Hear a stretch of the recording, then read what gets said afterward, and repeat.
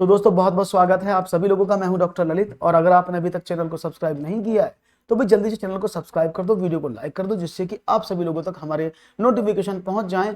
और आप सभी लोगों का मैं बहुत बहुत स्वागत करता हूं आज के सेशन में। तो बेल आइकन प्रेस कर लें सभी नोटिफिकेशन के लिए, जिससे आपको एक भी अपडेट मिस ना हो। तो शुरू करते हैं। पहला सवाल फास्ट करेंगे, तेजी से पढ़ेंगे। पहला सवाल है 496 और 318 के योग का निकटतम सैकड़े में मान क्या है? The value of sum of 496 and 318 is in the nearest 100। यानी अप्रोक्सीमेट वैल्यू आपको बतानी है। 496 और 318 के योग में निकटतम मान क्या है सैकड़े में, ये आपको बताना है। 814, 800, 178 या 700। तो देखते हैं आपका जवाब क्या मिलता है। द वैल्यू ऑफ, तो देखिए समझ में आएगा कैसे हैं आप जी। तो the value of the sum of 496 and 318 is nearest to what. तो देखते हैं आपका जवाब हमें क्या मिलता है, और उम्मीद करेंगे जवाब आपको मिलेगा अच्छे से। टेक केयर, अच्छे देखिए।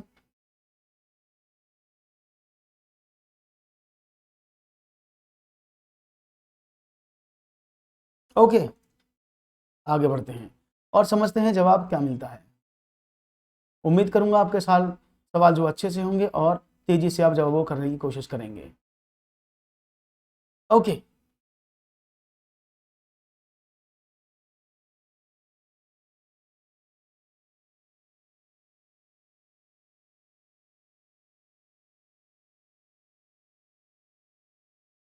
ओके।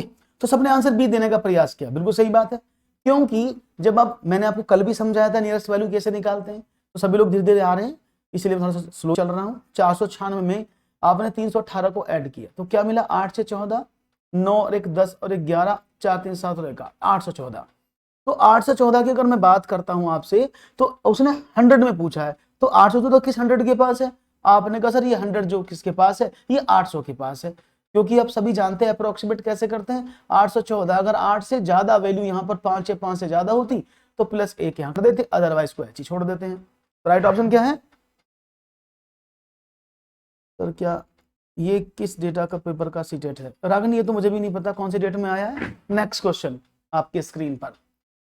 गणितज्ञ प्लेटो के अनुसार गणित एक ऐसी व्यवस्था है जो मानसिक शक्तियों को प्रशिक्षित करने का अवसर प्रदान करता है और सुषुप्त आत्मा में एक नवीन चेतना और नवीन जागृति उत्पन्न करने का कौशल गणित ही प्रदान करता है। यह कथन गणित के किस विषय पर प्रकाश डालते हुए स्पष्ट किया गया है? तो देखते हैं गणित के व्यवहारिक मूल्य, गणित के बौद्धिक मूल्य, सांस्कृतिक मूल्य या गणित के अनुशासनात्मक मूल्य। According to mathematician Plato, mathematics is a subject that provides an opportunity to train mental powers. Mathematics only provides the skills of generate consciousness and new awakening in the dormant soul. तो जवाब क्या है? किस मूल्य की बात हो रही है यहां पर जी? तो कॉन्सिक्वेंसेस आपको बताने हैं, और यहाँ पर ए ऑप्शन मिला गणित के व्यवहारिक मूल्य, कोई कह रहा बौद्धिक मूल्य, सांस्कृतिक मूल्य। तो बता दें आपको एकदम क्लियर है, कोई भी गलती नहीं है, सब कुछ क्लियर है। अपनी इंटरनेट की अगर आपको सही नहीं दिख रहा है तो थोड़ा सा रिजोल्यूशन बढ़ा लें, 480 पर कर लें, 360 पर कर लें, वीडियो दिख जाएगा। तो राइट ऑप्शन क्या है? देखो, गणितज्ञ प्लेटो को ही गणित के मानसिक सिद्धांत का जन्मदाता कहा जाता है। ओके, तो उन्होंने मानसिक शक्तियों को प्रशिक्षित करने की बात की, और मानसिक शक्तियों का सीधा संबंध होता है बौद्धिक मूल्य से। कि बालक की जो मेंटल है, व्यवहारिक मूल्य से मानसिक शक्तियों का मूल्यांकन नहीं होता। मानसिक शक्तियां रिलेट करती हैं आपकी बौद्धिक मूल्य से। याद रहेगा, इंटेलेक्चुअल वैल्यूज बोलते हैं इनको। तो जो मानसिक वैल्यूज हैं वो इंटेलेक्चुअल प्रॉपर्टी के अंदर आती हैं। तो राइट ऑप्शन है ऑप्शन नंबर बी, जिन्होंने कहा है एकदम सही जवाब है, कोई गलती नहीं है। सांस्कृतिक मूल्य में आप बात करते हैं तो जैसे हमारे हॉकबिन साहब ने कहा था ना, गणित संस्कृति और सभ्यता का दर्पण है, तो सांस्कृतिक मूल्य आएगा। ठीक है ना? अनुशासनात्मक मूल्य का मतलब है एक बच्चा समय पर क्लास में आता, समय पर अपना कार्य पूरा करता, तो अनुशासनात्मक मूल्य में। बच्चा किसी भी चीज को व्यवहारिक जीवन में लागू करता है तो वो व्यवहारिक मूल्य में आता है। तो चारों मूल्य आपको पता होने चाहिए। प्रश्न आपके सामने है, दीजिएगा जवाब क्या मिलेगा। 48 - 2 से ही 1/3 + 3 से ही 1/6 divided by 2:1/8 is equal to what? Right है रोहित जी, बहुत बढ़िया। तो 48 - 2:1/3 + 3:1/6 डिवाइड बाई 2:1/8 इज व्हाट? तो सवाल कैसे करेंगे? तो हमें पता ना बोर्ड मास का रूल क्या कहता है कि सबसे पहले आपको इस ब्रैकेट को सॉल्व करना होगा। तो इस ब्रैकेट को सॉल्व कर लेते हैं। 48 माइनस ये क्या हुआ? आपने कहा कि सर इसको तो ऐसे कर लेंगे, 3 दूनी 6 और 1 7/3 + 6 × 18 19/6। और ये हो गया ब्रैकेट बंद, इसमें है 17/8 का डिवाइड।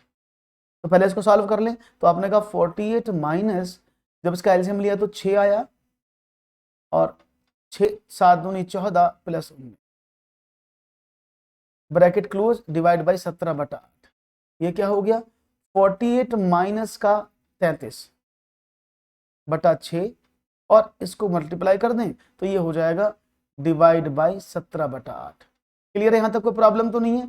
अब देखो 48 में 6 की गुणा करो तो 6 अट्ठे 48 का 8 का, 6 चौक 24 और 4 28, माइनस का 33 अपॉन 66। अब इसको मल्टीप्लाई कर दे 8/17 से, ऐसे तो 8 में से 3 गए 5,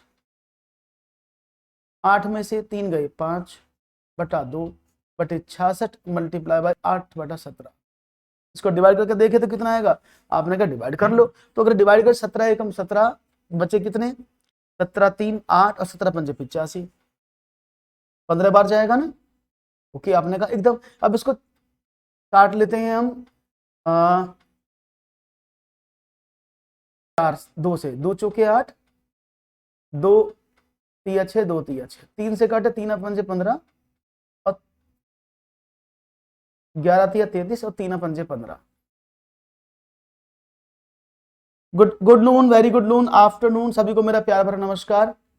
तो अब आपके सामने क्या है 20/11, 6 था नहीं, सॉरी इट्स 6, तो 3 और 3 पंजे 15, तो 20 आना चाहिए इसका आंसर। इट्स 6 ना, ऑलरेडी 6 कर दिया, 6 इज 6। ओके, तो क्या करा मैंने, 6 था ये, इसको हाँ ये एक 6 है, कभी आप इसको 2 बार 6 लिख दिया है मैंने, एक बार इसको रेज कर देता हूँ जिससे कि प्रॉब्लम ना हो, फिर शायद आपको और अच्छे से समझ में आ जाएगा। मैं इसको एक बार फिर से बता देता हूँ, इट्स 6। ओके, हाँ अभी ठीक है, क्योंकि तो हॉच पॉच हो गया था।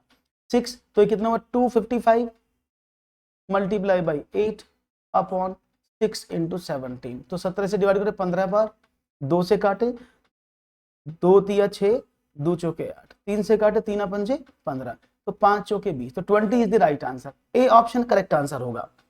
तो ए ऑप्शन दिया है मुझे बहुत तेजी सभी लोगों ने। तो ऐसे बोर्ड मार्क्स के सवाल जब आप सॉल्व करते हैं तो कैसे करना है, सिर्फ आपको ब्रैकेट का समझना है कि हाँ ब्रैकेट को ओपन करना है, कब घटाना है और कब डिवाइड करना है। इसको डिवाइड को मैंने मल्टीप्लाई कर दिया क्योंकि नेक्स्ट टर्म में आप इसको मल्टीप्लाई आसानी से कर सकते हैं। एक और सवाल लूंगा आप लोगों के सामने और उम्मीद करूंगा एक और सवाल आपको मिले।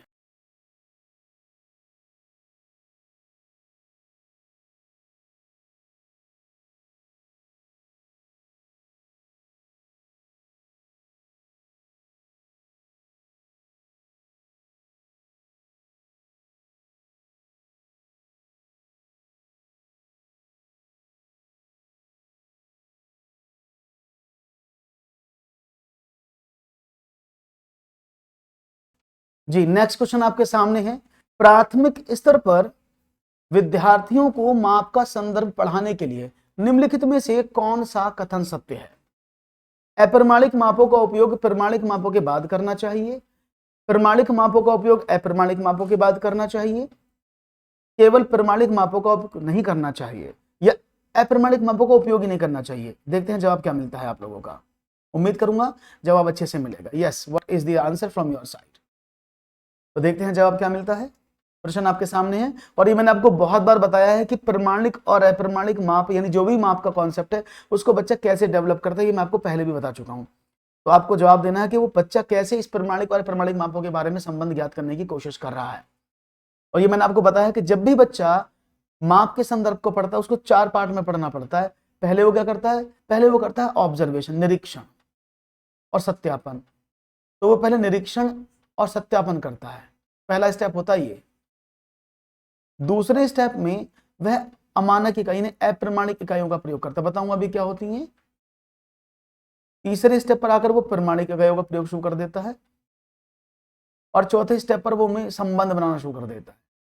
तो ये 4 स्टेप में बच्चा किसी भी माप के संदर्भ को पढ़ने का प्रयास करता है। क्लियर है। तो ये माप का संदर्भ आपको समझ में आया क्या होता है, समझ में आ रहा है। एक मिनट रुकिए, मेरे आपके कमेंट्स क्यों नहीं आ रहे। ठीक है, तो ये माप के संदर्भ को पढ़ने की कोशिश यहां पर करता है। तो पहले वाले संदर्भ में क्या करता है, वो चीजों को ऑब्जर्वेशन करता है। जैसे मैंने आपको कई बार बताया है कि आपने देखा होगा कि भाई आप, अरे क्या हो रहा है, व्हाट हैपेंड, एक मिनट दोस्तों, ये अपना आप क्यों बढ़ रहा है आगे। हाँ जी, क्या होता है आपने देखा होगा कई बार कि जब आप बच्चे से बात करते हैं, आप कई बार देखते हैं ना कि मैं इस रास्ते को छलांग मार के कूद जाऊंगा या मैं इसको नहीं कूद पाऊंगा, आपने कई बार ऐसा देखा होगा। तो ये छलांग मारने की बात है ना, जो कूदने की बात है, ये सब क्या है, ये अप्रमाणिक मापों का ही प्रयोग है। ओके, तो जो आप छलांग मार के कूदने की बात करते हैं कि मैं छलांग मार के कूद जाऊंगा, इसको ऑब्जर्व करना, चाहे अब कूदे ना कूदे बाद की बात है, लेकिन माइंड में कैलकुलेशन करते हैं मैं इतना जंप मार दूंगा, दैट इज सबसे अच्छा एग्जांपल है सत्यापन निरीक्षण का। उसके बाद बच्चा क्या करता है, एक बिलांद, 4 अंगल या 1 डिग, इसको मापने की कोशिश करता है, इतना बड़ा, इतना सारा, ऐसी माप सीखता है। उसके बाद वो प्रमाणिक माप यानी मीटर, सेंटीमीटर और किलोग्राम को सीखता है, और उसके बाद वह बच्चा उनके बीच में संबंध बनाता है कि 1 मीटर में कितने सेंटीमीटर, कितने मिलीलीटर, कितने हेक्टोलीटर, कितने डेकालीटर। क्लियर है? हाँ, तो क्या होगा, सबसे पहले क्या होगा, निरीक्षण, उसके बाद अप्रमाणिक इकाइयां। तो प्रमाणिक इकाइयों का उपयोग अप्रमाणिक इकाइयों के बाद करना चाहिए। ऑप्शन नंबर ई एकदम करेक्ट है। बहुत बढ़िया, B is the right answer. बहुत बढ़िया, क्लियर है, वेरी गुड। आगे बढ़े, एक और सवाल की बात करते हैं। यदि 51.84 बटे 0.432 बराबर 12 है, तो आपको बताना है 0.00584 बटे 0.432 का मान क्या है। तो देखो इस सवाल को कैसे करेंगे। अगर मैं सवाल की बात करता हूं तो सिंपल देखो, अगर मैं बोलूं 5184 अपॉन 0.432, अब अगर मैं दशमलव बढ़ाने की 12 के बराबर है और आपको वैल्यू किसका ढूंढना, इस वाले का, तो आपको ये वाला वैल्यू बनाने के लिए क्या करना पड़ेगा, आपने कहा इसको बनाने के लिए कितने का डिवाइड करना पड़ेगा भाई। यहां देखो अंक कितने, 1 2 3 4 5 6 अंक बाद दशमलव है, इसमें कितने अंक बाद दशमलव है, 2 अंक बाद दशमलव है, 2 ही है, तो 4 अंक की ओर मल्टीप्लाई करनी पड़ेगी ना इसमें। तो इसमें कितने का डिवाइड करना पड़ेगा, आपने कहा 4 अंक का डिवाइड करना पड़ेगा, तो ये 6 अंक बाद पहुंच जाएगा। अगर मैं सिर्फ डिवाइड कर दूं 1000 का तो कितना होगा भाई, मोटी सी बात देखो, ये 51 है, 51 में आप जब डिवाइड करेंगे तो यही तो आ जाएगा, 2 अंक बाद इधर को चला जाएगा भाई, 2 अंक बाद तो है ही, तो इसको 2 अंक बाद हो लेना है। तो कितना करेंगे आप, 100 का मल्टीप्लाई कर देंगे ना, इसमें डिवाइड कर देंगे, तो दशमलव यहां आ गया, तो 10,000 का इसमें मल्टीप्लाई करने पर ये बन जाएगा। अगर मैं इसमें डिवाइड करूं तो सेम इसमें भी डिवाइड करना पड़ेगा आपको, तो क्या वैल्यू आ जाएगा 0.0012, that is the right answer. Option number 1 होना चाहिए भाई इसका, सी। नहीं नहीं नहीं नहीं, नहीं 0.12 कैसे हो जाएगा, सोचो सोचो, इसको डिवाइड भी करके देख लोगे तब भी आपको आंसर मिल जाएगा, ठीक है ना। अगर आप इसको डिवाइड करके बात करोगे तब भी आपको आंसर मिल जाएगा सिंपली, अगर आप चाहेंगे तो देखेंगे जब आप क्या मिलता है और आपकी तरफ से किस किस का आंसर सही है। लेट्स सी जी, आगे बढ़े, क्लियर है, दोबारा देख लो। देखो सवाल को अब मैं दोबारा समझाता हूं, 0.001, एक मिनट रुकना। देखो सिंपल सवाल आपके सामने है कि जब आप इसको, मोटी सी बात देखो, आप इसको डिवाइड करना चाहते हैं, ठीक है ना। आपने कहा 51.84 में जब आप डिवाइड करते हैं 0.432 का, तो वो क्या मिलता है, 12 मिलता है। सवाल समझो, ये 12 दे रहा है, यानी अगर मैं इसमें एक्चुअल में डिवाइड करूं तो ये 12 नहीं आएगा, ये 1.2 आएगा, है ना।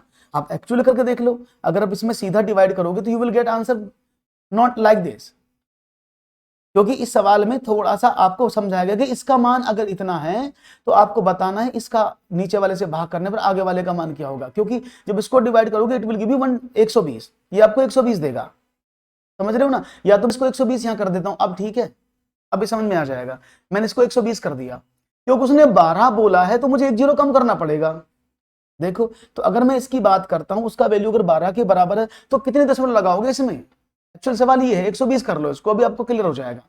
जब मैंने इसमें, मुझे कितने अंक बाद दशमलव लेना है, 1 2 3 4 5 6 अंक बाद दशमलव लेना है, इसमें 2 अंक बाद हो रहा है, तो मुझे इसमें कितने का भाग करना पड़ेगा, आपने कहा मुझे 10,000 का भाग करना पड़ेगा, दशमलव 6 अंक बाद आ जाएगा।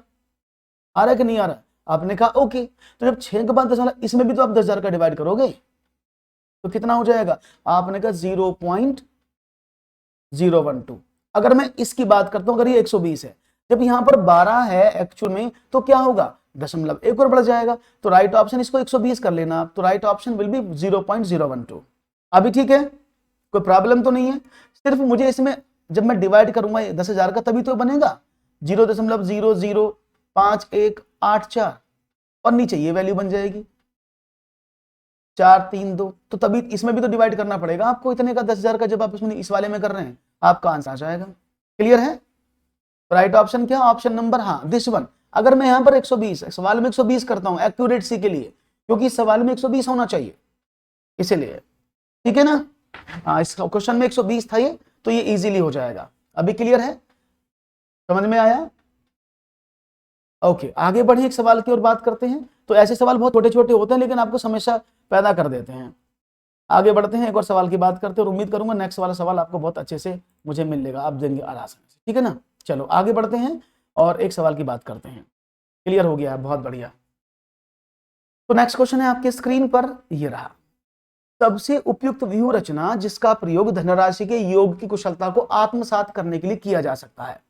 इनमें सबसे अच्छी व्यूह रचना कौन सी है जिसको आप धनराशि के योग की, यानी जो पैसे से संबंधित, धनराशि का मतलब रुपए पैसे, तो रुपए पैसे संबंधित कौशलता को आत्मसात करने के लिए किया जा सकता है। प्रतिरूपों का प्रयोग, भूमिका निर्वाह यानी रोल प्ले, बहुत सारे सवाल हल करना टू सॉल्व मेनी क्वेश्चंस, और सूचना और संप्रेषण तकनीक यानी ICT information and communication technology का प्रयोग।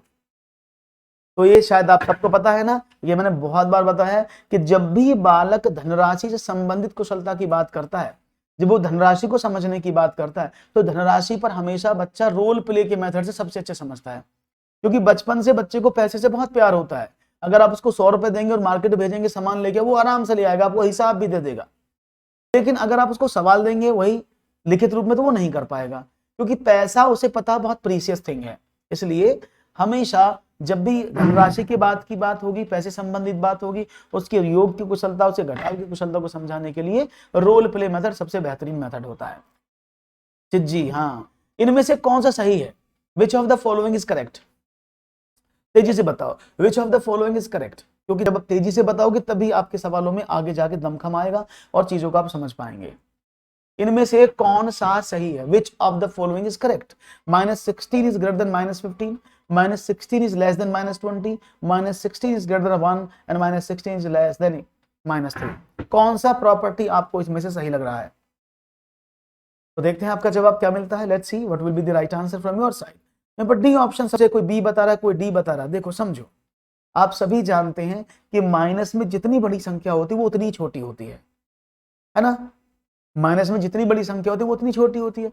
तो अगर मैं -16 की बात करूं तो -16 छोटा है -15 से, क्योंकि -16 एक्चुअल में बड़ा है, इसलिए -15 बड़ा होगा, क्योंकि नेगेटिव में जितनी संख्या छोटी होगी वो उतनी बड़ी होगी, और जितनी बड़ी संख्या होगी वो उतनी छोटी होगी। तो ऐसे देखो -16 बड़ा होना चाहिए 20 से, ये सही कैसे होगा? इसको अगर सही लिखें तो इसका मतलब ये है -16 छोटा होता है -15 से, गलत लिखा है। यहाँ पर देखें -16 बड़ा होता है -20 से, इसको देखें, ये माइनस की वैल्यू कैसे बड़ी हो सकती है? तो ऑलरेडी गलत हो गया। अब देखो माइनस का 16 छोटा है, बिल्कुल सही बात है, क्योंकि -3 एक्चुअल में छोटा संख्या है, लेकिन माइनस में जितनी संख्या छोटी वो उतनी बड़ी। तो राइट ऑप्शन क्या है? ऑप्शन नंबर डी, बिल्कुल सही कहा आपने। तो right option option number D होना चाहिए इस सवाल का, -3 इज ग्रेटर देन -16। एक और प्रश्न, D is the right answer. Neetu गणित की अध्यापिका है, वह प्राथमिक स्कूल में कक्षा 5 में गणित पढ़ाती हैं। क्षेत्रमिति पढ़ाते समय सबसे पहले वो बोर्ड पर सभी सूत्रों को लिख देती हैं। यह तरीका दर्शाता है, क्या दर्शाता है? निगमन उपागम, आगमन उपागम, व्यवहारिक उपागम, प्रायोगिक उपागम। Neetu is a teacher of mathematics. She teach mathematics in class 5th in an elementary school. First, she writes all the formulas on the board. While teaching mensuration, it shows the way. It's incorporate method, that is deductive method. Arrival means inductive method. Practical approach, व्यावहारिक उपागम, और प्रायोगिक यानी experimental approach. क्या बात है, सबको पता है। ए फॉर एप्पल, क्या बात है, बिल्कुल सही बात है, एकदम तालियां आप लोगों के लिए, बहुत अच्छा सा जवाब देते हैं आप लोग। क्यों? का रीजन क्या है? क्योंकि अध्यापिका ने सबसे पहले क्या लिख दिया? सूत्र लिख दिए। जब उसने बोर्ड पर सबसे पहले फॉर्मूले चिपका दिए तो यानी नियम लिख दिया। अब नियम से बच्चा सवाल करेगा, और आप सभी जानते हैं कि जब बच्चा रूल टू एग्जाम्पल चलता है, यानी स्टार्टिंग में वो नियम लिख देता है, तो वो कौन सी विधि होती है? नी मीन्स नियम, नी मीन्स निगमन। मोस्ट ऑफ द स्टूडेंट्स ने सही जवाब दिया है। नहीं अभी नहीं करवाए सारे, वो अब संडे में होगा, वो संडे टू संडे होता है वो पेपर।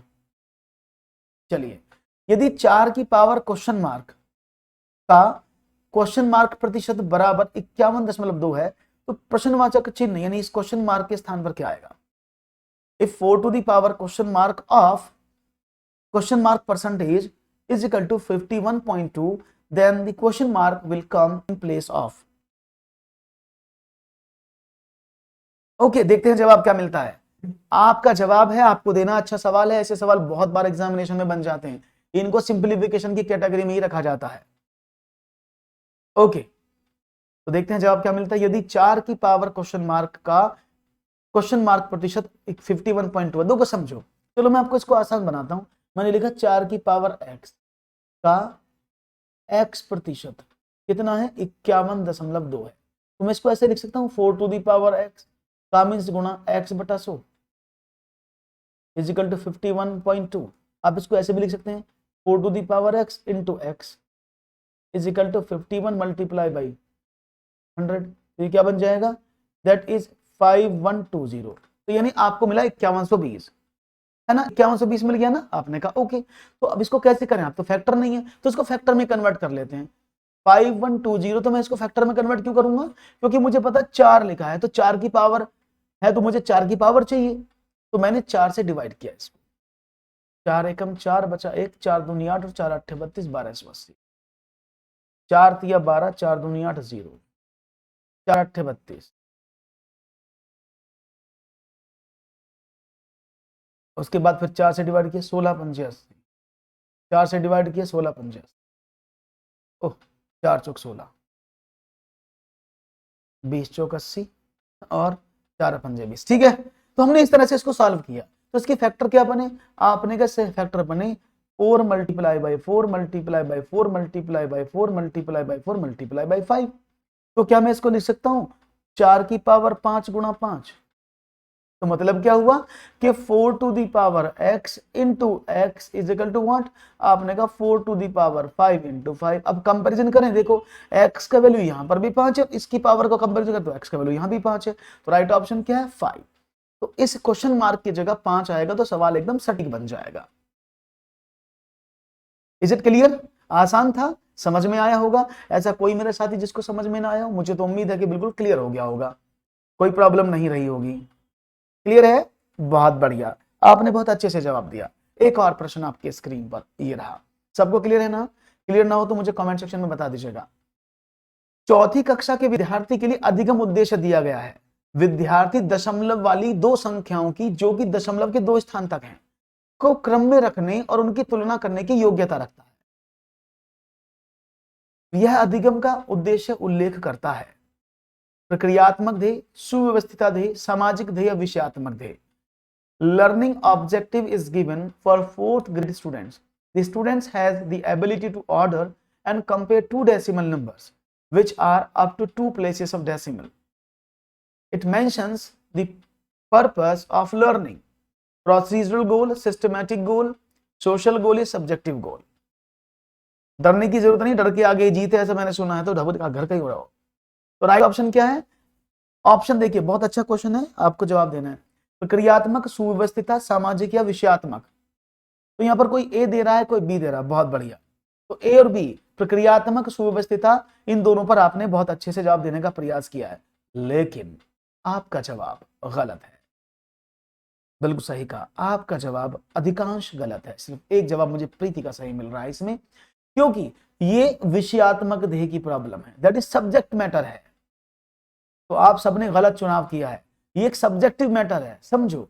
एक चौथी कक्षा का विद्यार्थी का उद्देश्य क्या दिया है कि विद्यार्थी दशमलव वाली दो संख्याओं, जो कि 2 दशमलव तक स्थान क्रम में रख सकता है, यानी वो दशमलव वाली संख्याओं को असेंडिंग और डिसेंडिंग ऑर्डर में लगा रहा है, छोटी बड़ी को पहचान पा रहा है। तो आपने अधिगम का उद्देश्य दिया क्या? गणित विषय में, तो ये विषयात्मक प्रॉब्लम हुई ना हुई। अगर वो गणित विषय की बात नहीं करता तो हम मान लेते, क्योंकि समस्या प्योरली किससे है?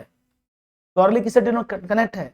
प्योरली कनेक्ट है सब्जेक्ट से, क्योंकि उसने किसी किताबों को अरेंज नहीं करा है, उसने दशमलव वाली संख्याओं की बात करी, डेसिमल वैल्यूज के बारे में वो बात कर रहा है, और डेसिमल वैल्यूज प्योरली पार्ट होती है मैथमेटिक्स का। तो ये सब्जेक्टिव गोल है, क्योंकि दैट इज बहुत लोगों का गोल गलत है। राइट ऑप्शन क्या है? विषयात्मक ध्येय, that is subjective goal is the right answer. Clear है भाई? समझ में आ गया?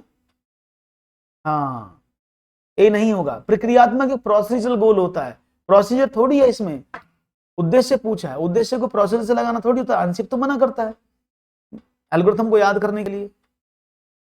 Is it clear? हाँ, एक और सवाल, तीन बहुत आसान सवाल है।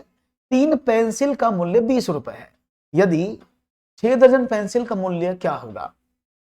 3 पेंसिलों का मूल्य 20 रुपए है, तो 6 दर्जन पेंसिलों का मूल्य क्या होगा, आपको बताना। The price of 3 pencils is 20 rupees, what will be the value of 6 dozen pencils? 40, 48, 480 और 400। चलिए दीपेक्षा, अच्छा क्वेश्चन आपको लगा, वेरी गुड। तो देखते हैं जवाब क्या मिलता है। 3 पेंसिल का, बहुत सिंपल है भाई, 3 पेंसिल का मूल्य 20 रुपए है, तो एक पेंसिल का मूल्य कितना हुआ? 20/3। और 6 दर्जन पेंसिल का मूल्य कितना हुआ? आपने कहा 20/3 मल्टीप्लाई बाई 6। ऐसा मत करना, समझ के करना, हम जल्दबाजी में ऐसा उत्तर कर देते हैं। क्यों? क्योंकि भैया 3 पेंसिल का मूल्य है ये, और आपको 6 दर्जन की बात कर रहा है, तो 3 पेंसिल का मूल्य 20 रुपए है, तो एक पेंसिल का कितना? 20/3। तो ये 6 मत रख देना, ये 6 दर्जन है, तो 12 की गुणा करनी पड़ेगी, तो 72 पेंसिल का मूल्य पूछा है उसने, तो क्या होगा? तो 72 पेंसिल का कितना हो जाएगा? 20/3 इंटू 72, 24 थी 72 और 24 दूनी 48, 480 रुपए। ठीक है, कभी आप इसको सीधा कर दें, ऐसे कई बार हम कर देते हैं, 6 का निकाल देते हैं इसमें और डिवाइड के बाद करते तो 40 रुपए हम इसका आंसर दे देते हैं, वो गलत हो जाएगा जिसने 40 सोचा है। राइट ऑप्शन क्या है? Right option is what? That is option number C. Clear है? बात समझ में आ गई? कोई प्रॉब्लम नहीं थी? हाँ, इसीलिए आपने ए दिया, इसलिए मैंने बताया कि जनरली जल्दबाजी में ऐसा कर देते हैं, आपको ऐसा नहीं करना चाहिए। एक और सवाल लेते हैं। प्राथमिक कक्षा का एक बच्चा संख्या चिन्हों, संक्रियाओं, सिक्कों और घड़ी की सुइयों में अंतर स्थापित नहीं कर पाता है। यह तथ्य इंगित करता है कि बच्चे को निम्नलिखित में से किस क्षेत्र में समस्या है? श्रवण स्मृति यानी ऑडिटरी मेमोरी, प्रक्रियात्मक स्मृति यानी प्रोसेस मेमोरी, दृश्य प्रक्रमण यानी विजुअल प्रोसेसिंग, या भाषा प्रक्रमण लैंग्वेज प्रोसेसिंग। हाँ, इसलिए तो आपको बता रहे हैं कि इसलिए तो आपको गाइड करने की कोशिश जारी है कि आप एग्जामिनेशन में इस तरह की गलती बिल्कुल ना करें। तो देखते हैं, एक प्राइमरी चाइल्ड स्कूल का बच्चा है, वह संख्याओं, संक्रियाओं, चिन्हों, सिक्कों और घड़ी की सुइयों में अंतर स्थापित नहीं कर पाता, तो वो कौन सी बात से प्रॉब्लम उसको हो रही है, ये आपको बताना है। श्रवण, प्रक्रिया, दृश्य या भाषा। तो यहां पर मेरे बहुत सारे साथी ने बोला है बी, किसी ने बोला है डी, किसी ने बोला सी। सवाल को समझो, सवाल को पढ़ने की कोशिश करो। अगर आप सवाल को पढ़ना सीख गए ना, तो एक भी गलती नहीं करोगे। बस पढ़ने की आवश्यकता। पढ़ना कैसे? कि प्राथमिक क्लास में बच्चा भाई 2 संख्याओं में, संक्रियाओं में अंतर नहीं कर पा सकता। जैसे आपने कहा 69 और 96 में बच्चा कई बार कंफ्यूज हो जाता है, वो प्लस की जगह गुणा लगा देता है, भाग की जगह प्लस कर देता है। वो 2 सिक्कों में नहीं बता पाता कि छोटा कौन सा, बड़ा कौन सा, दोनों में अंतर कौन सा है। वो 2 घड़ी की सुइयों में नहीं अंतर बता सकता कि अभी इसमें कितने बजे हैं, उसे लगता है दोनों बार सेम बजे हैं। तो ऐसी प्रॉब्लम में उसको प्रॉब्लम क्या है? क्या भाषा संबंधी समस्या उसको आ रही है? नहीं ना। समस्या क्या है? समस्या आ रही है उसको सिर्फ देखने की, दृश्य, विजुअल प्रॉब्लम। तो विजुअल प्रोसेसिंग में प्रॉब्लम है ना भाई। बच्चा घड़ी में समय नहीं देख पा रहा, दोनों सुई में अंतर स्थापित नहीं कर पा रहा, वह 2 सिक्कों में अंतर स्थापित नहीं कर पा रहा, तो क्या है? उसको विजुअल प्रॉब्लम है ना भाई। राइट ऑप्शन क्या है? विजुअलाइजेशन, यानी विजुअल प्रोसेसिंग में उसको प्रॉब्लम है, दृश्य प्रक्रमण में उसको प्रॉब्लम है। बहुत बढ़िया, एक और सवाल तेजी से करते चलो वीर, तुम बढ़े चलो, सवालों को आगे करते चलो। यदि 6, ये एस्ट्रिक है, 6 रेक्टेंगल स्क्वायर 5 का अर्थ क्या है? 6 गुणा 5 प्लस 6 गुणा 5 प्लस 6 गुणा 5, 30 plus 30 plus 30 is equal to 90। उसी प्रकार 8 स्क्वायर 9 का मान क्या होगा? तो इफ 6 स्क्वायर 5, स्क्वायर में एक सिंबल है, इसका मीनिंग ये इस तरह से ही ऑपरेट होता है। तो आपको बताना है 8 स्क्वायर 9 कैसे ऑपरेट होगा, ये आपको बताना है। तो देखते हैं आपका जवाब क्या मिलता है जी। उम्मीद है जवाब अच्छा होगा। यस, तो let's see what will be the answer. C option मिल रहा है। देखो समझो भाई, उसने बोला है अगर मैं 6 को ऑपरेट करता हूं इस सिंबल के साथ, तो ये क्या करता है? ये इनका दोनों का मल्टीप्लाई करता है और 3 बार करता है। तो यानी 2 अगर वेरिएबल आते हैं, उन दोनों की मल्टीप्लाई 3 बार कर देता है। तो सेम यहां पर है, अगर मैं लिखता हूं 8 नो, तो इसमें क्या करेगा, इसमें भी तो वही काम करेगा, इन तीनों की दोनों की मल्टीपल 3 बार करेगा ये, यानी क्या होगा 72 plus 72 plus 72 is equal to 216। Right option क्या है 216। ये सबको पता होगा 216, बहुत बढ़िया, यानी आपने एकदम सही उत्तर देने की पूरी कोशिश की, प्रक्रिया अपनाया है, बहुत ही अच्छा जवाब आपका है, 216 सही जवाब है। तो इसका ये पैटर्न के सवाल होते हैं, और पैटर्न में जो उसने पहली वाली ने पैटर्न फॉलो किया आप दूसरे वाले में भी वही पैटर्न को फॉलो करेंगे तो आपके सारे सवाल जवाब बन जाएंगे। एक और सवाल, गणित में कक्षा में गणितीय मनोरंजनात्मक क्रियाकलाप तथा चुनौतीपूर्ण ज्यामितीय पहेलियां संबंधी क्रियाकलाप महत्वपूर्ण है क्योंकि वो गणित में कम सफल विद्यार्थियों तथा मंद गति से सीखने वाले विद्यार्थियों में रुचि उत्पन्न करने में सहायक होते हैं। विद्यार्थियों की उनकी गणितीय कक्षा की एक रूपता तथा दैनिक चर्या के कारण होने वाली ऊब से बाहर चले जाते हैं। ये प्रतिभाशाली व्यक्ति को उचित अवसर प्रदान करते हैं। वे प्रत्येक विद्यार्थी की स्थानिक और विश्लेषणात्मक समझ को बढ़ाने की कोशिश करते हैं। तो यहाँ पर जवाब है, और क्या आपका जवाब है ये तो आप बताएंगे, बस हम तो सुनने को बैठे हैं कि आपका जवाब क्या मिलेगा। Let's see what will be the right answer from your side. Okay, तो वो योग्यता में संवर्धन में सहायक है, बस ये बताना है आपको। मैं पूरा इसको कर देता हूँ जिससे कि कोई प्रॉब्लम ना मिले। ओके, क्लियर है, तो जल्दी से मुझे बताते चलो और मुझे सवाल के आंसर देते चलो। ओके ओके, लेट्स सी जी, यस।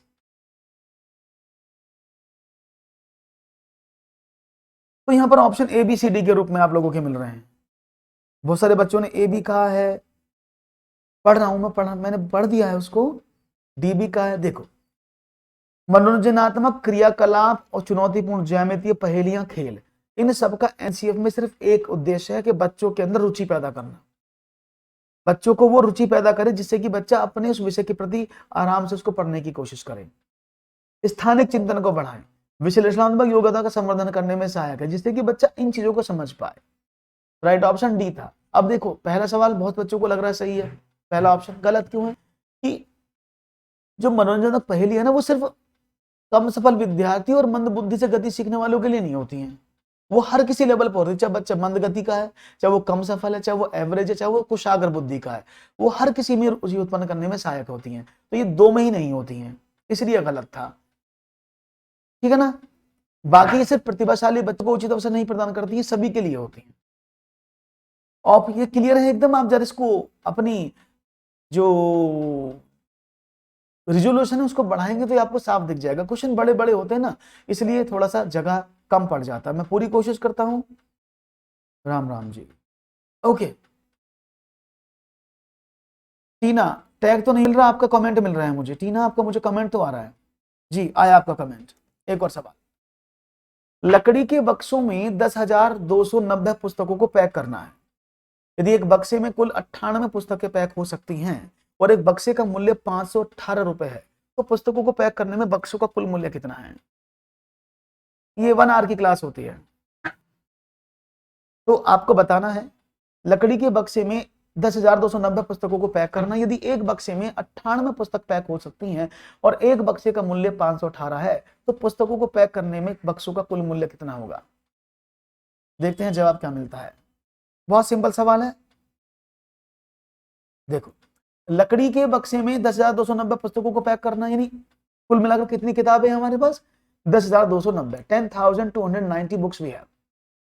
यदि एक बक्से में 98 पुस्तक आती हैं, अब एक बक्से में 98 पुस्तक आती तो कितने बक्से लगेंगे। आपने कहा 10,290 टोटल बुक हैं, एक बक्से में 98 किताबें आती हैं, तो टोटल कितनी किताबें लगी, कुल टोटल कितनी बक्से हुए। तो आपने कहा 10,000 को डिवाइड कर दो, 10,290 को डिवाइड तो करना है, तो करो भाई, 98 एकम 98, तो कितना हुआ 10,290, 98 बन जाए 98, डिवाइड करें तो बचा कितना, 4 ना जाने का 0 और 9, 105, इतने आएगा ना, 105 है ना। हाँ, तो 105 आ गया, यानी कुल मिलाकर आपको 105 बॉक्स की आवश्यकता होगी। नहीं आ रहा तो मैंने ऐसे भी कर लो, 10,290 में मैंने 98 का डिवाइड कर दिया, ऐसे जब डिवाइड किया तो एक बार गया ना 98, 4 बचा, उतारा 9 जाने का 0, अब 0 उतार लिया, तो कितना हुआ, ये 9 बार जाए, सॉरी 5 बार, 8 पंजे 40 का 4 का, 5 नाम 45 और 4 लग जाए, ठीक है, इसलिए मैंने कर दिया है, इट्स ओके। अब उसने बोला है टोटल आपके पास बक्से कितने, 105 बॉक्सेस हैं, और आपके पास कितनी किताबें हैं, कितने, एक बक्से का मूल्य आपने कहा 518।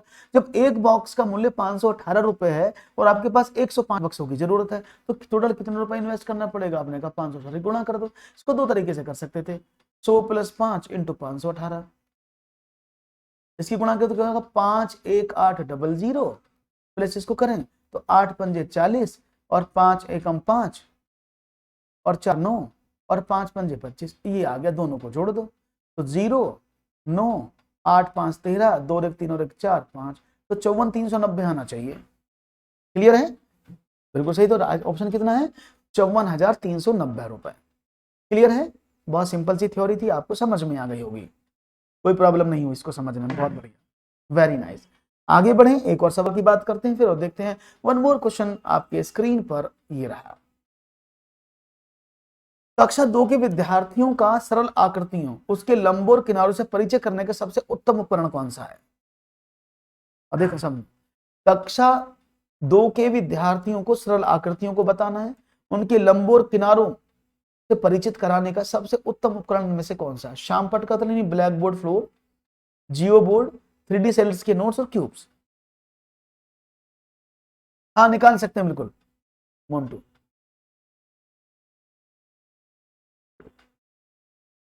यस,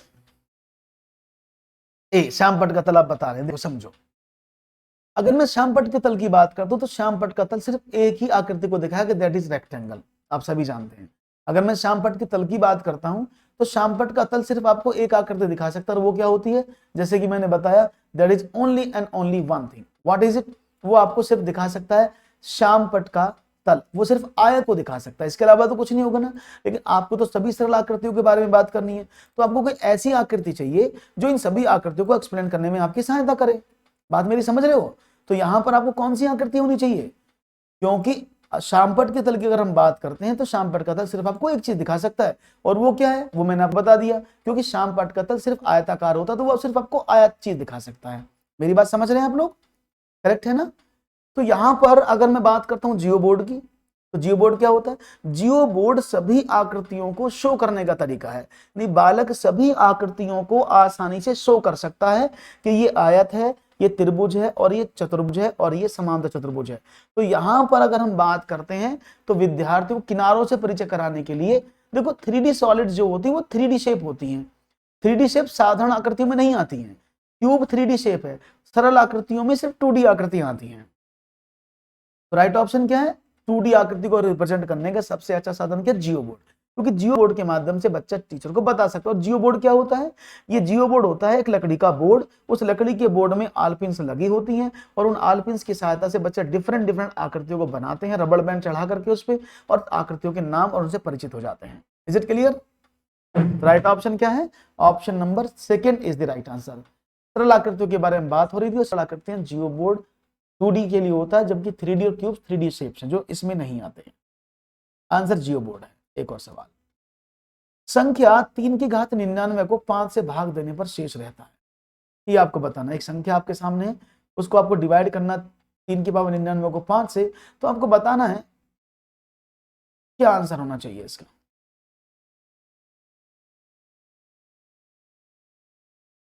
मैं रीट के साथ टीना, मैं जो है ना रीट के बैच में तो नहीं हूं, मैं सीटेट वाले बैच में हूं, और उसमें सुबह पढ़ाऊंगा मैं 6:15 पर। ओके, तो संख्या 3 की पावर 99 को 5 से भाग देने पर शेष क्या रहता है, आपने कहा सी। चलो देख लेते हैं, देखो समझने की कोशिश करना। मैं आपको सीधी एक बात बताता हूं, हम कई बार ये सोचते हैं कि संख्याओं को हम सॉल्व कर देंगे इजीली, हमें कोई प्रॉब्लम नहीं होगा, हमारा चुटकियों में काम हो जाएगा। Always we think look like that, समझने की लेकिन कोशिश करना साथियों। जब 3 की पावर 99 की हम बात करते हैं तो हम इसे इकाई के अंक से नहीं करेंगे, हालांकि इकाई के अंक से इसका उत्तर आ जाएगा, लेकिन मैं हमेशा अवॉइड करूंगा कि आप यूनिट प्लेस से सवाल ना करें, कई बार उससे सवाल गलत हो जाते हैं। तो क्या करें, 3 में 5 का डिवाइड करना, तो मैं यहां से ऐसी पावर कॉमन निकालूंगा जो इसको डिवाइड करने पर माइनस का उन्हें प्लस कॉमन बचा दे। आपने कहा ओके, तो मैंने यहां से 3 की पावर 2 निकाला तो ऊपर क्या बचा, 3 की पावर 2 जब मैंने इसमें से बाहर निकाला तो ऊपर क्या बचा, आपने कहा सर 3 की पावर 2 निकालने से बाहर बच गया 49 और 3 की पावर 1 ही बच गया। बात समझ में आ रही है? द नंबर, ओके इसको 99 कर लो भाई, माफ करना इस 99, ओके ओके इसको करेक्ट कर लेना, ये 99 होना चाहिए था, 98 कैसे रह गया, चलो कोई बात नहीं है, मैं इसको भी देख लेता हूँ। Is it clear? तो सवाल इस तरह से करना था। तो ये किस किस को आता है करना, मुझे बताएगा कौन किस किस को आता है सवाल जो करना। ये मैंने आपको कई बार बताया भी हुआ है, कई बार आपको समझा भी चुका हूँ कि इन संख्याओं में कैसे आंसर निकालते हैं, और आपको पता होना बहुत जरूरी है। ओके चलिए देखते हैं जवाब क्या मिला आपका जी। समझ लो सवाल में क्या मीनिंग है, मैं इसको साफ कर देता हूँ।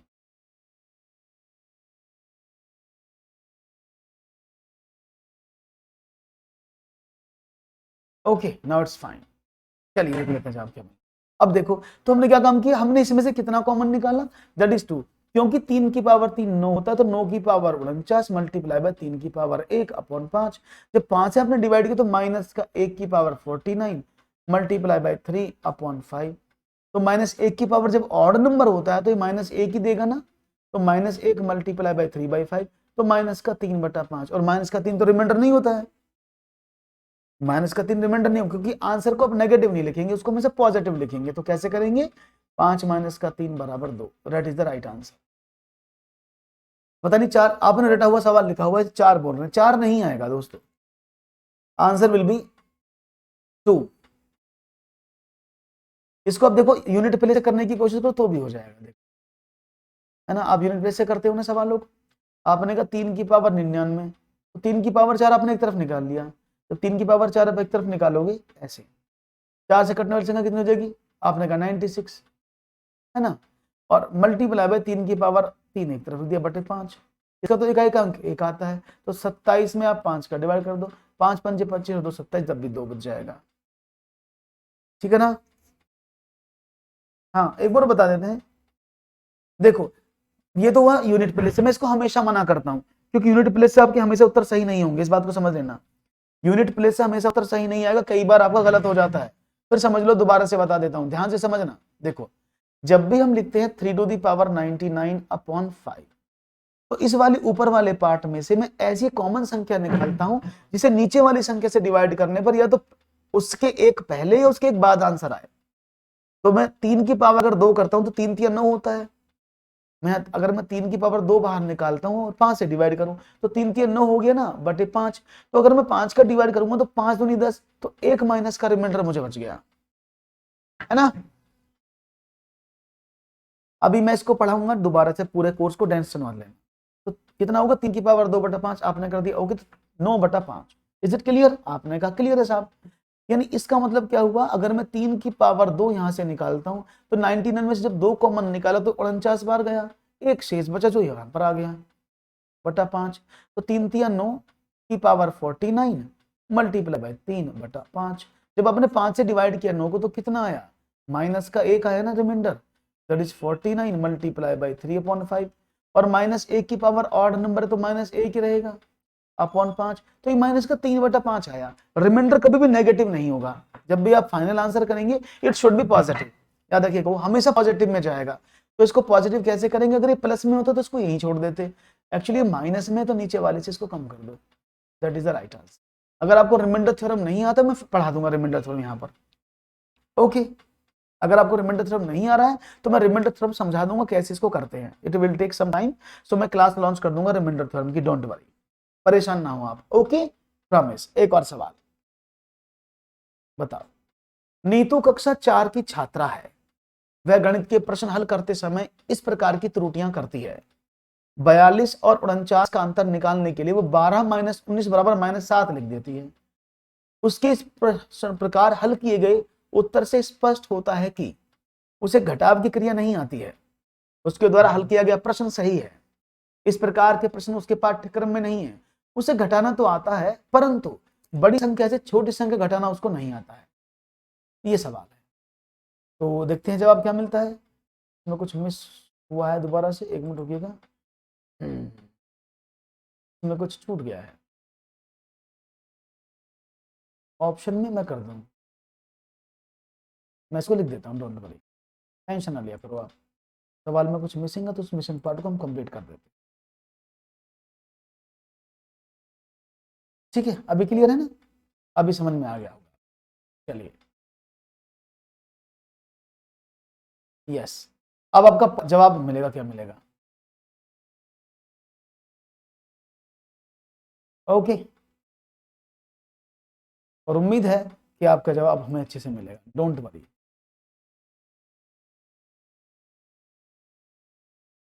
डी, ऑप्शन डी बता रहे हैं सबसे ज्यादा क्यों मतलब क्या होगा डी में भाई? देखो, नीतू कक्षा 4 की छात्र है, उसने क्या कहा? उसने कहा कि दोनों का अंतर निकालो।